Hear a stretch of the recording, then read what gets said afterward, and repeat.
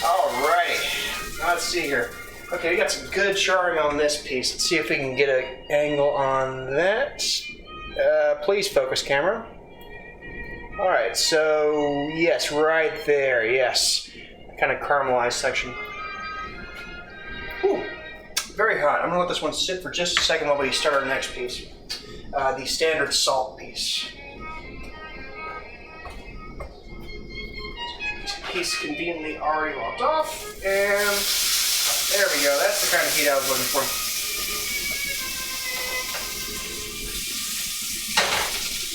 Down.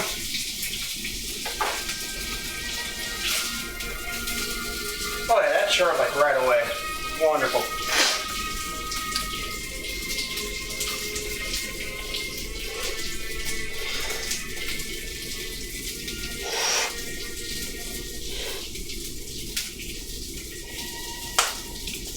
Alright, okay, so the charring also helps the lime. Basically, whatever you can do to cover up the taste of the lime, do it. Add herbs, add spices, do what you can. The texture's great, but you're gonna want to grill that, before you do it. Otherwise, you're just gonna be eating a lime-flavored chicken, and limes are awful. Well, hey, this show is all about, how to defeat hunger with style. So, you're in the right place.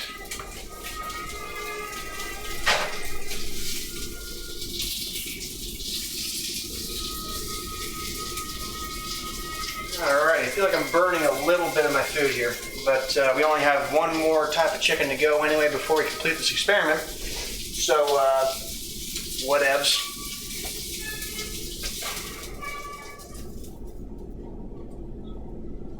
No. Ah, yes. Oh, yeah, and another thing.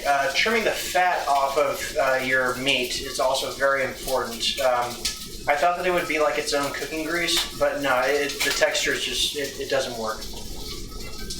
Maybe there's a use for it, but I'm yet to find out.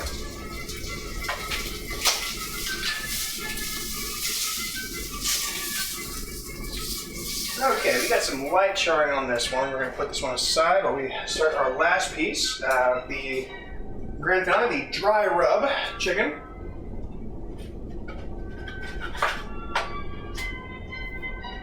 And, there you go. Left-handed chopsticks, come on now. Yes, ambidextrosity. This is going to be pretty good. This is going to be a great compliment for a rice dish throughout the week. I feel like you cook 3 chicken thighs and chop them up, put it with rice. You're going to have a very nice week. Rice is nice. Yeah, we are definitely burning some of our butter here, but on the upside, you're getting some fantastic charring over here. Whew, yes, yes, and the way the spices just explode when they hit the heat. Yes.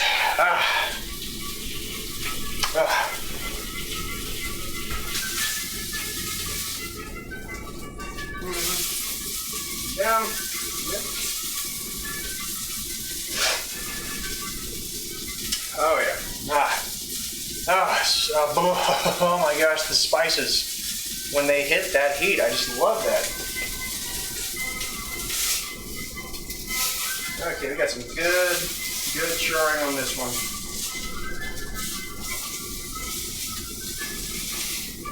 Okay, and that is heat off. And hopefully our first piece will have cooled down by now. The charring is pretty subtle on this one. Trying to get a... The camera has one of those like auto face focus things, so I have to kind of jigger it.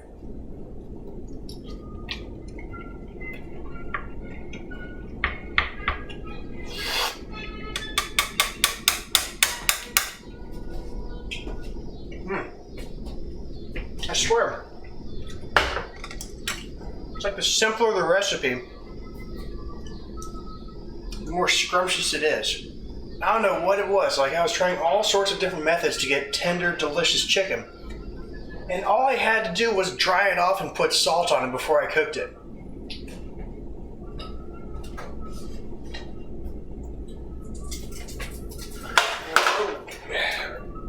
Over there.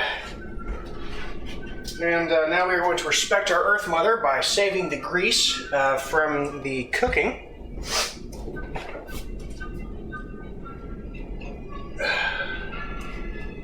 I swear, once this jar gets full, have an interesting session. Alright, let's get that poured in there.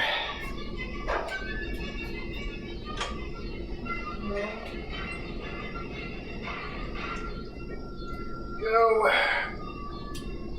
I respect our Earth Mother. Alrighty, y'all.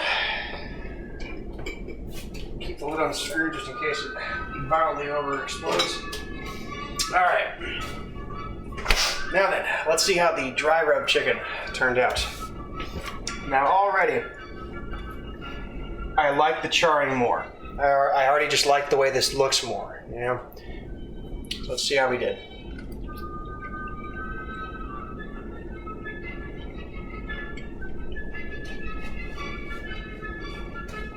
Yes. Ancient secrets have been revealed to me. Oh, that is good. That is really good. Oh. Oof. Make you want to slap somebody. Oh, that is so tasty. Well, we've had thrills, we've had chills, we've had spills, and we got 10 minutes left to fill. So let's see here. Let's make some. Let's make something else. Let's make some fun stuff, because I don't want to just have you guys sitting here watching me putting stuff away.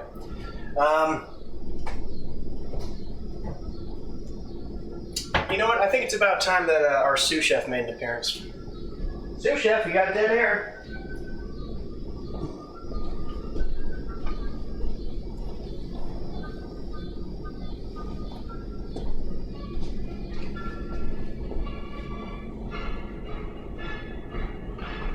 Alrighty, well, this is my sous chef. He just got done taking a giant dump just off camera. He's very satisfied with himself and his work. Love him very much, even though he's a gigantic hairy beast. Look at him. He's a chungus. A chungus of the highest order.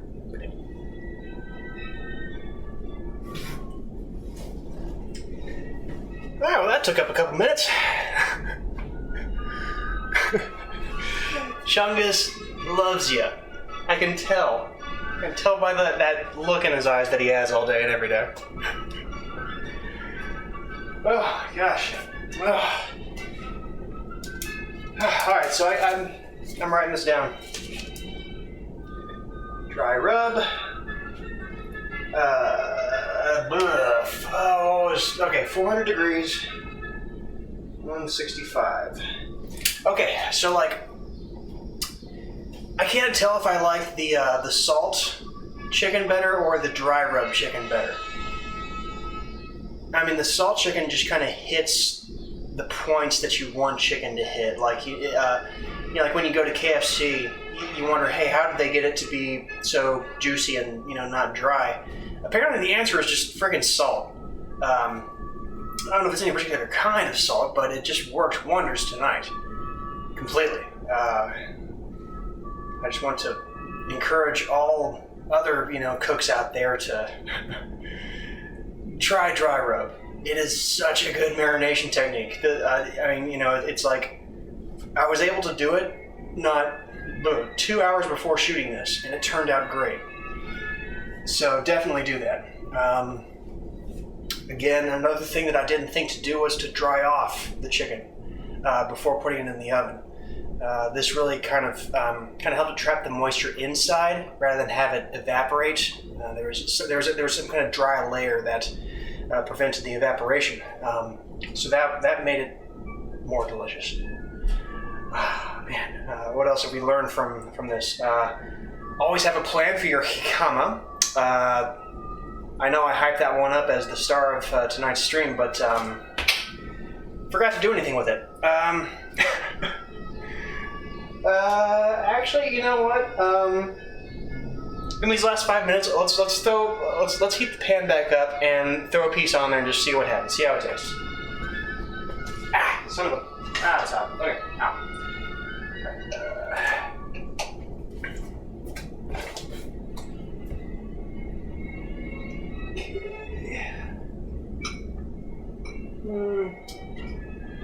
Okay, I'm gonna break off a piece of the thick one.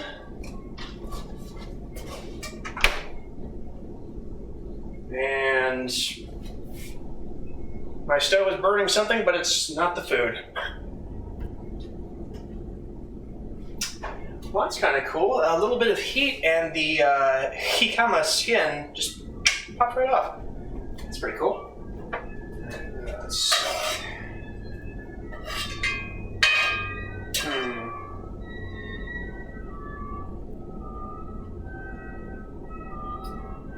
Okay, still waiting on that for heat. Let's see. I actually do not. I spent 10 years waiting tables, and all they gave us were, these frickin' things. So it's become second nature to me to use a towel as something to grab extremely hot objects with, because I'm insane. Now let's see if we can get some sizzle going. Any sizzle? Any at all? Man, it cools down. It stays cooled down. Now, with 5 minutes to go, we'll see if we can get it in under the deadline. Not looking forward to cleaning up this blender. My goodness, that is just ridiculous. Oh yeah, and don't you forget it.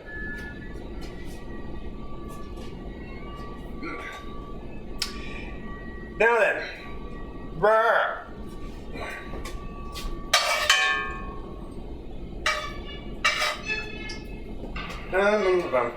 So yeah, I finished Thousand Year Door, Paper Mario Thousand Year Door, and I think it's one of my favorite RPGs of all time. I really do. I mean, it's so elegant and simple, yet so vibrant and detailed. Whereas Paper Mario the Origami King is vibrant but not detailed. And also the gameplay makes me want to not play the game.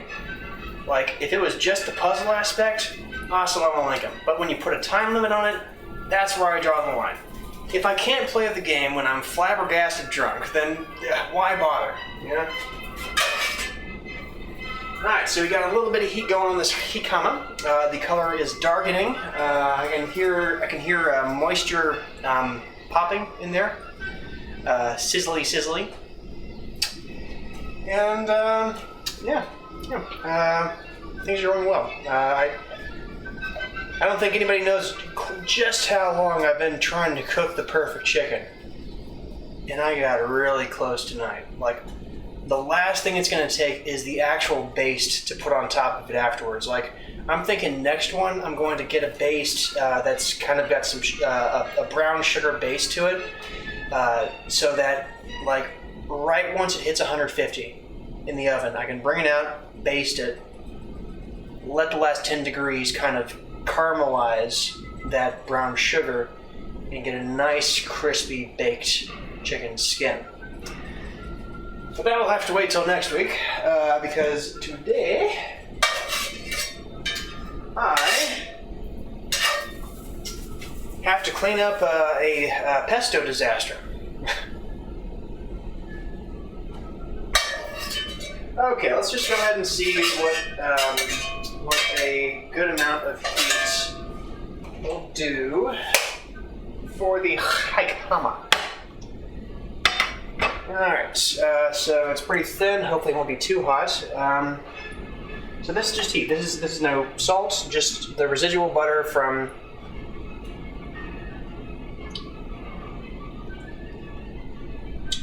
Okay. All right, okay, so this is interesting. I need to wait for it to cool down just a bit more. I'm pretty sure it has some of the residual spices from the dry rub in it too.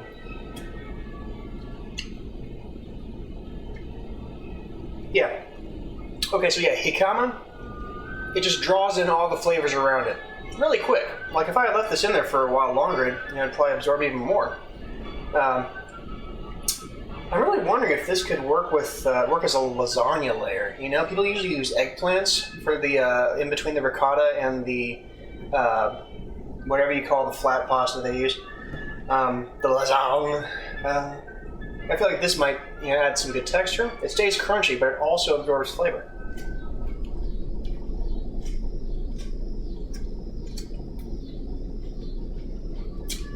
Yeah.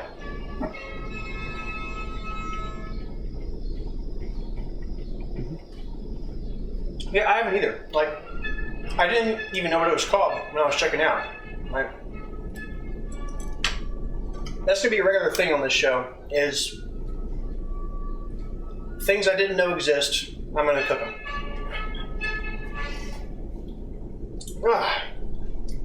So yeah, keep coming. Alrighty, ladies and gentlemen, and beyond and in between, looks like we are out of time for this week. I want to thank you all for tuning in. Next week should be fun. I'm going to try to go to a grocery store outside of my usual demographic, if you know what I mean. Yeah, I'm going to be bringing home some animal parts that people don't usually use, and some vegetables that no one's ever seen before. So again, thank you so much for joining me for an hour tonight. Join me tomorrow night. We're going to be playing Mario Golf for the Nintendo GameCube while listening to classic hip-hop. I hope you all will join me then, and also join me next week for another episode of Professor Effort's Test Kitchen. Thank you very much for joining me. Good night.